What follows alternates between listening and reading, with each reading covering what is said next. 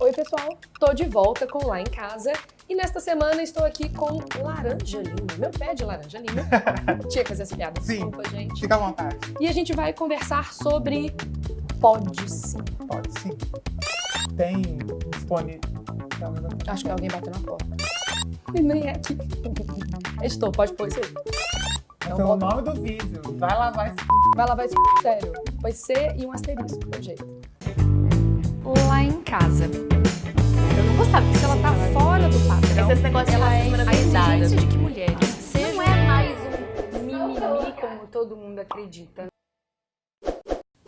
Bom, primeiro eu tenho que fazer uma breve apresentação. Na verdade, eu acho eu apresentar as pessoas uma coisa meio esquisita.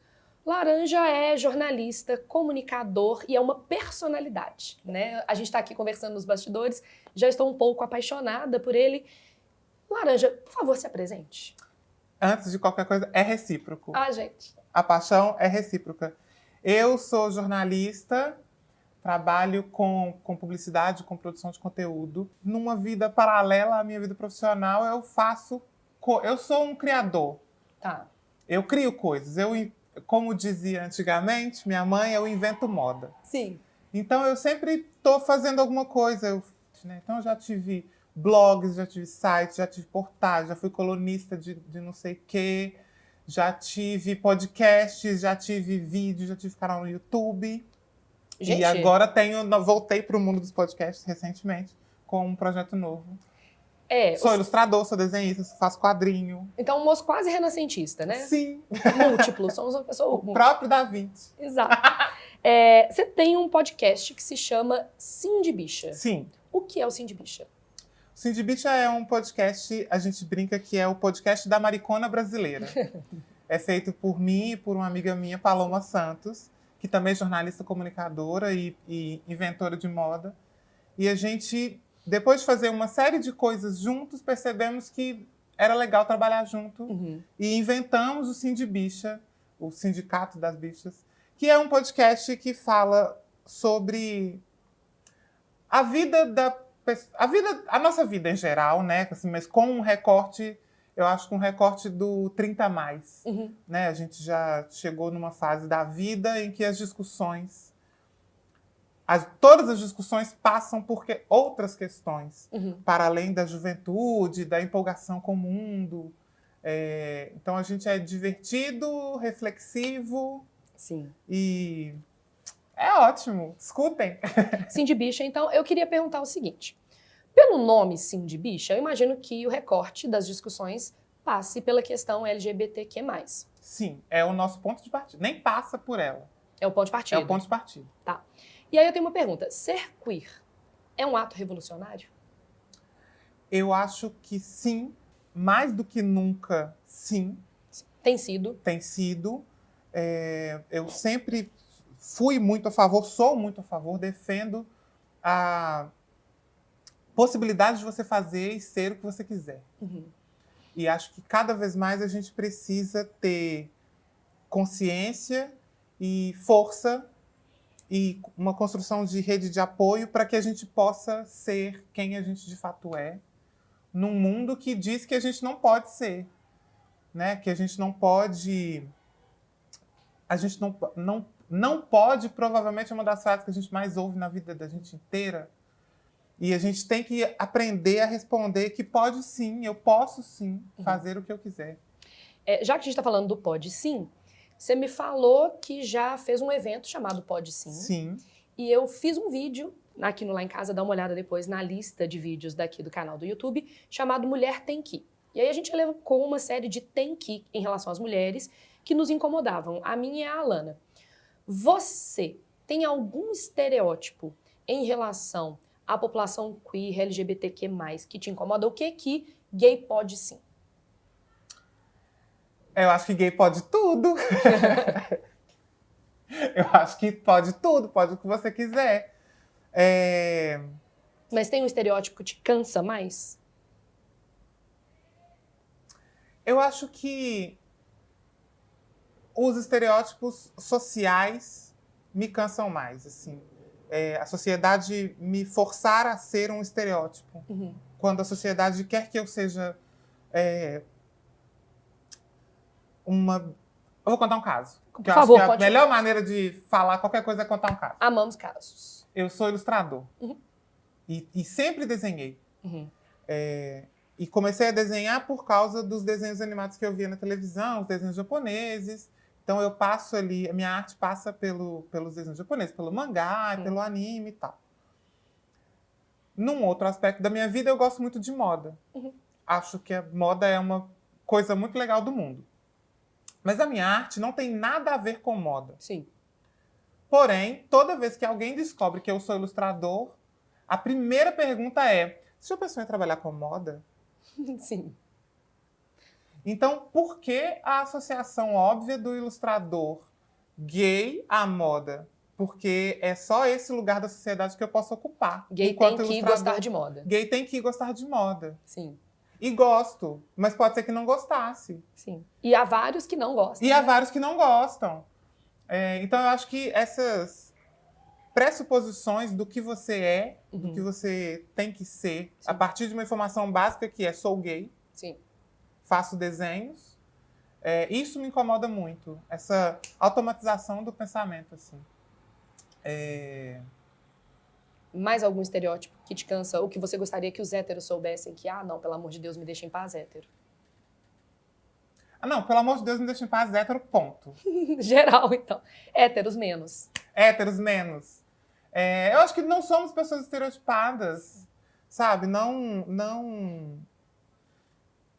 A gente não precisa ser. E a gente não precisa ficar reforçando... É porque a gente está conversando com o hétero, né? E o hétero, às vezes, tem uma dificuldade. Mas quando a gente fala o hétero, veja bem, que aí vem assim: mas nem todo hétero. Sempre sai um do chão, assim, mas nem todo Brota hétero. um hétero e fala: nem todo hétero. De fato, nem todo hétero. Então, quando a gente fala assim: o hétero, o homem hétero, porque quando fala o homem hétero, eles ficam mais loucos ainda, Nossa né? Senhora, mas nem todo homem. Mas nem todo homem. De fato, nem todo homem. Se você não é um homem hétero que está fazendo o que eu critico, por que você se incomoda? Fique sossegado, né? Fica sossegado. É o mesmo lance da questão dos estereótipos que a gente está falando. Quando a gente fala do homem hétero, a gente está falando de um estereótipo. E se você se incomoda com isso, você talvez precise levantar uma reflexão, como a que eu estou fazendo, fiz, né, agora há pouco, sobre o gay e a moda. Será que você também não deveria fazer uma reflexão sobre ser homem e ser hétero? O que as pessoas imaginam quando olham para você e sabem que você é um homem hétero? Outro dia, posso contar de uma coisa que eu li Por outro favor. dia? Estava lendo uma matéria falando que homens héteros usam menos sacolas eco-friendly, né, essas sacolas retornáveis, porque percebem como uma coisa gay. Eu vou falar uma frase, qualquer coisa você Sério? corta do seu vídeo. Não, tudo bem. Mas o homem hétero, tem pesquisas que mostram que o homem hétero não sabe lavar suas partes íntimas. Então, eu estava outro dia dando uma aula e a gente estava conversando sobre os movimentos incel, né? Que são os celibatários involuntários. Depois a gente faz um vídeo sobre isso, né? Pesquisei bastante. E aí eu estava lendo sobre masculinidade tóxica, como é que essa noção estereotipada de masculinidade prejudica os próprios homens. Sim. E tal. E aí falando da incidência de câncer de pênis. Porque os moços não lavam pau. É surreal. É surreal que em 2019 a gente tenha uma porcentagem da população masculina que tem que amputar o pênis por falta de higiene. E muitas vezes essa falta de higiene é acompanhada de uma justificativa baseada num preconceito sexual. E além disso, eles não vão ao médico. E não vão ao médico. Porque é uma coisa de assumir a própria falha, né? Sim. Então o homem tem dificuldade de ir ao médico. E é bizarro você pensar que a gente ainda tem que... É bizarro pensar que a gente tem que ter essa discussão em 2019. Em 2019, eu tenho que falar para uma pessoa adulta, vacinada, carteira assinada, com a vida organizada dela, com relacionamentos e família, que você precisa lavar o pau. O pau. Eu não sei se pau. Pode falar pau? Pode falar pau? Pode falar cu? Porque eu queria falar do cu. Pode falar de cu também. Pode falar, lava o seu cu, meu filho. É isso que eu queria falar. Depois desse momento bombástico, né? Então, vai ser o nome do vídeo, Lave o Seu Cu. Lava o seu cu, meu filho. Bom, a gente percebe uma maior visibilidade midiática com as questões LGBTQ+. Sim. Como é que você interpreta essa maior visibilidade? Como é que você se posiciona diante disso? O que você acha da gente ter uma mídia, a grande mídia meio que está abraçando esse discurso? O que você acha disso? Eu acho positivo. É óbvio que existem problematizações. Você pode se problematizar o mundo. Sim. Graças a Deus, ainda podemos pensar e refletir sobre o mundo. Então, sim, vamos pensar e refletir sobre tudo. Mas eu acho que representatividade importa. Sim. Eu quero ver pessoas LGBT, pessoas negras, pessoas gordas. Quero ver mulheres na televisão e no mundo, Sim. na mídia como um todo, na publicidade. Uhum. É uma briga que a gente tem recorrente no mercado de publicidade, que é precisamos ter mais pessoas negras nas campanhas. Sim. Precisamos de pessoas gordas nas campanhas, porque... E o argumento é, essas pessoas compram. A gente vive num mundo capitalista. A gente também... Não adianta também fingir Não adianta fingir que a gente vive num mundo... A gente, óbvio, não tem mais nem como a gente fingir que a gente vive num mundo perfeito. A gente não tem nem mais a opção de ser muito alienado. Só um pouquinho, porque realmente... Por favor, né? Senão a gente não fica sobrevive. doente e morre. E como não quero morrer, quero sobreviver, mantenho minha sanidade com minhas frivolidades. Mas, se você, enquanto marca, quiser me enxergar como um mercado bolso potencial cheio de dinheiro, porque sou e quero consumir, e quero consumir coisas, não me incomoda. Uhum. Já que você quer o meu dinheiro, bota uma bicha no seu comercial. Tá, e a coisa do Pink Money? A gente perceber que tem pessoas que têm um discurso muito inclusivo, engajado, mas na hora que você vai ver ali no chão de fábrica mesmo, Sim, a pessoa não assume aquilo. existe. E é, obviamente, um problema que a gente tem que discutir e conversar. Quando a gente vai falar de marcas, eu acho que o Pink Money, a reflexão é diferente. Porque é uma marca... Quando uma marca se posiciona, uma grande rede de fast fashion vai fazer uma coleção com a bandeira LGBT. Ou frases, sei lá. Ou frases, enfim, de apoio e tal. Isso é muito bom. Porque é naquela loja que todo mundo compra. A bicha e a senhorinha evangélica. Sim.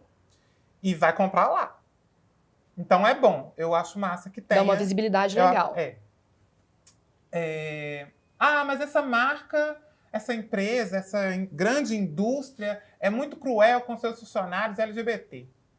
Todas as grandes indústrias são cruéis com os funcionários LGBT, e com os funcionários em geral, entendeu? A gente vive num mundo que é cruel com as pessoas que são parte de uma minoria. Eu não acho que a reflexão passe só por, tipo assim, não vou mais comprar nessa loja. A gente tem que rever o sistema Cancela inteiro. essa marca, cancela esse artista. Não é simples assim.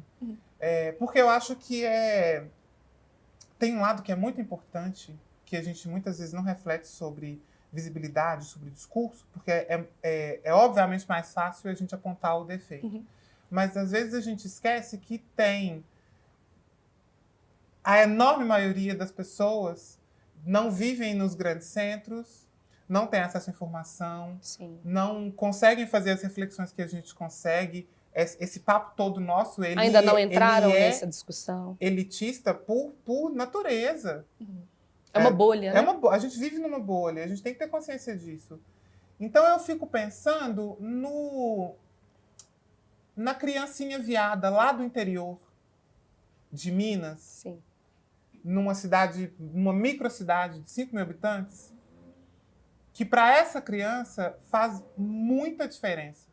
Ter alguém falando faz muito sobre mais isso. diferença na vida dessa criança do que eu. E eu falo dessa criança porque eu fui essa criança. Eu sou do interior, de uma cidade muito pequena. E na minha época não tinha. Sim. Não tinha bicha, não tinha preto, gordo nunca. Trans, Quando jamais. tinha, eram piadas. Pessoas trans eram mais piada ainda. Então eu acho que a gente precisa pensar sobre representatividade e até a discussão sobre o Pink Money, a gente precisa pensar deslocar global, um né? pouco a nossa discussão, sabe? o Pink Money, ele... frases difíceis de serem ditas. Existe um lado bom. Sim. Agora, quando você vai falar de uma pessoa específica, que não uma marca, aí eu acho que dá para cavar um buraco mais embaixo. Por exemplo, Dá para exigir mais coerência. Dá para exigir mais coerência. De artistas, por exemplo, que constroem uma carreira em cima... Suelen tá ali atrás falando um nome. Falando um nome de uma cantora militante. Que brasileira. rima com bonita. Uma cantora muito bonita. Que nem tá tão bonita mais assim, né? Tá complicado. Eu sofri muito, porque sempre fui muito fã e sempre admirei muito o trabalho. E acho que a gente precisa de coerência, sim, porque se você constrói uma carreira inteira baseada num público, Sim. ou dialogando com esse público, você precisa ser coerente com o público que você... Cuidar dele, né? Você tem que cuidar do seu público. Isso vale para todos. Sim. Para todas para todos os tipos de público e para todos os tipos de artista, né, de pessoas públicas de maneira geral. Se você é notório porque você se relaciona comigo, por que quando te perguntam sobre mim, você não fala sobre mim? E não te defendo de alguma maneira. E não me defende de alguma maneira. Isso não faz sentido. Então, eu acho que quando a gente está discutindo a pessoa física, né, o CPF, a gente pode e deve exigir mais, sim. Beleza. Porque acho que é muito diferente você comparar um cantor de uma corporação. Sim. Então, são discussões diferentes.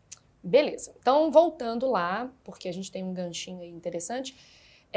Seu podcast chama Cindy Bicha. Sim. Eu imagino que você tem a carteira do Cindy Bicha, né? Eu, Você como tem a carteirinha. presidente fundador. Isso. E eu imagino que você esteja contribuindo para a ditadura gaysista. Sim. Vocês estão construindo o golpe gaysista, né? Eu estou aguardando o golpe, que já está agendado, né? A gente já começou Legal. a movimentação e tal. E assim que o golpe for instaurado, o Cindy Bicha vai substituir a Hora do Brasil.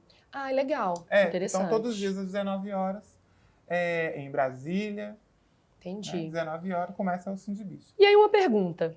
Considerando o golpe gaysista, o Cindy Bicha, como continuar na militância sem perder a leveza? Eu tô fazendo essa pergunta, é uma pergunta pessoal. Eu tô aqui na minha militância feminista tentando não enlouquecer. Como manter a carteirinha do Cindy Bicha sem enlouquecer? O mundo que a gente vive é muito cruel.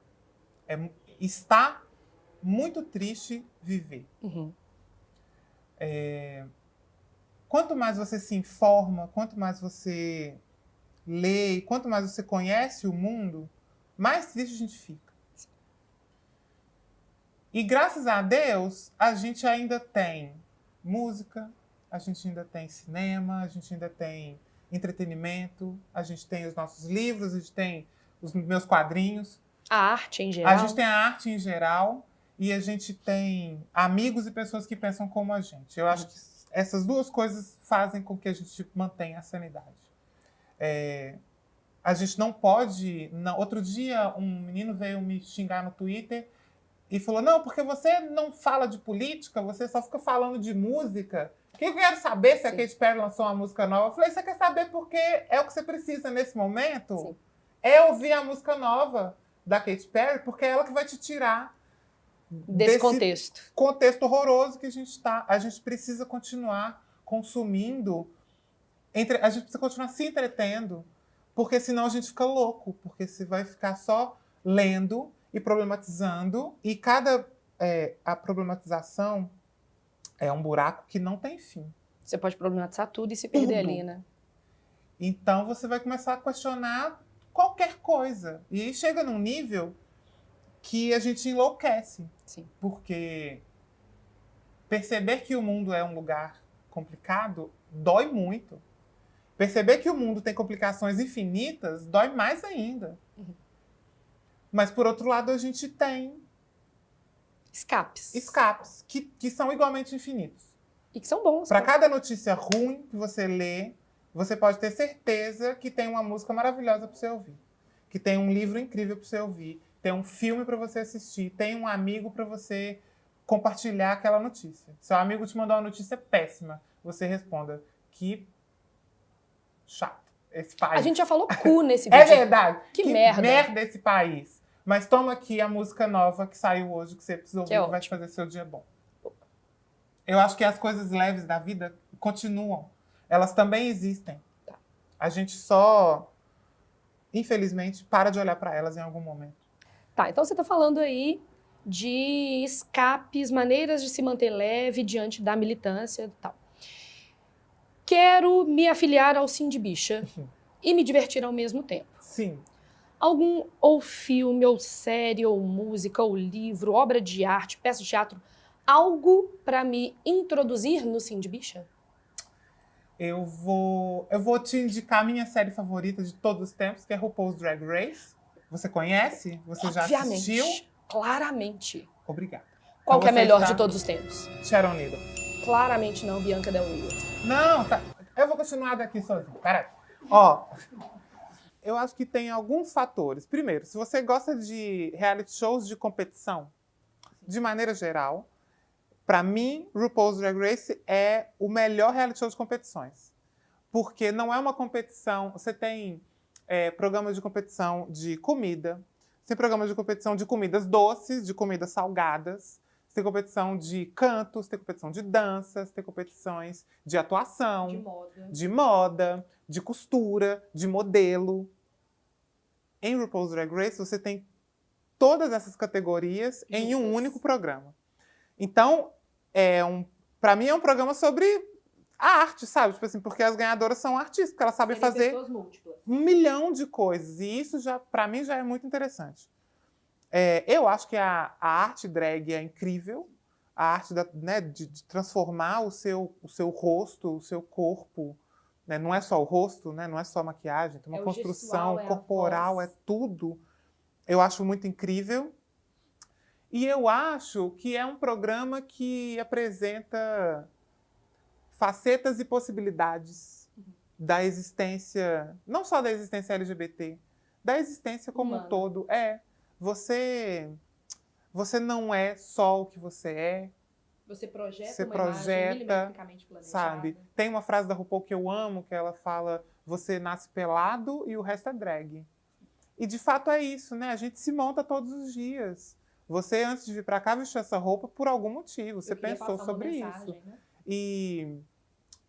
E o que você é de fato, que é essa pessoa que nasceu pelada, é só um pedaço de você, que às vezes você nem mostra, porque você tá montada pro mundo. Bom, então depois desse momento, ironizando todos os héteros do planeta, basicamente. É meu passatempo favorito. Eu gosto também. Um pouco de heterofobia salpicada Sim. no dia a dia. Eu gosto sempre.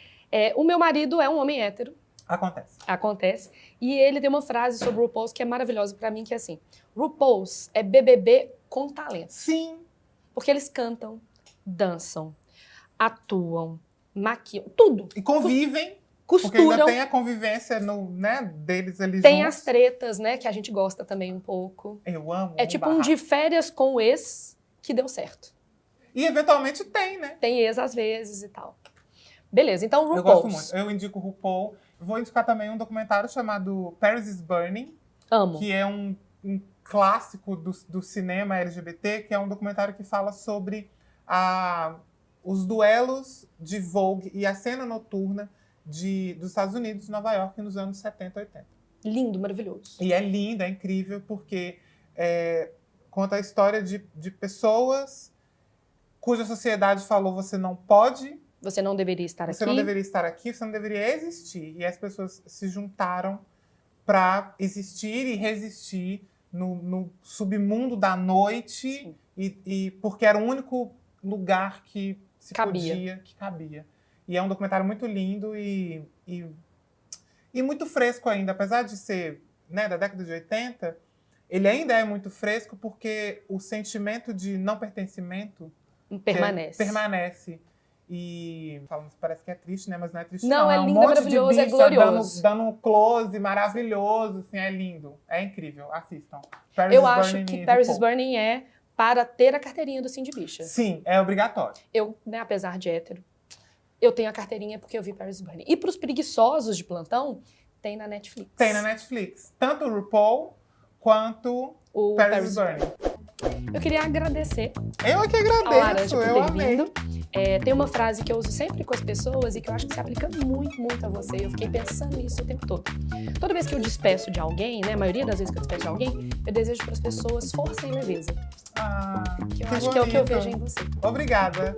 Vou levar. Você é lindo. Ah, você também é linda. Beijos. Obrigada. Ah, eu amei. Ai.